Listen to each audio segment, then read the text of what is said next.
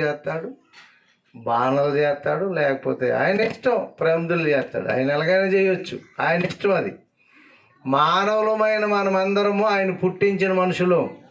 వాక్యములో ఆయనే మనలను పుట్టించాను, మనము ఆయన వారము, ఆయన ప్రజలము, ఆయన మేపుచున్న గొర్రెలము. 100వ కీర్తనలో రాయబడిన మాట. అయితే మనం ఎప్పుడు ఈ సందర్భాన్ని బట్టి చదువుకునే వాక్యాలు ఏంటంటే 127వ కీర్తన 3వ వచనంలో కుమారులు యెహోవా అనుగ్రహించే స్వాస్థ్యము, అది కూడా దేవుడిచ్చిన కృపే. మరి కుమార్తెలైతేనేమో అక్కడ గర్భఫలం కింద వర్ణించాడు బహుమానంగా.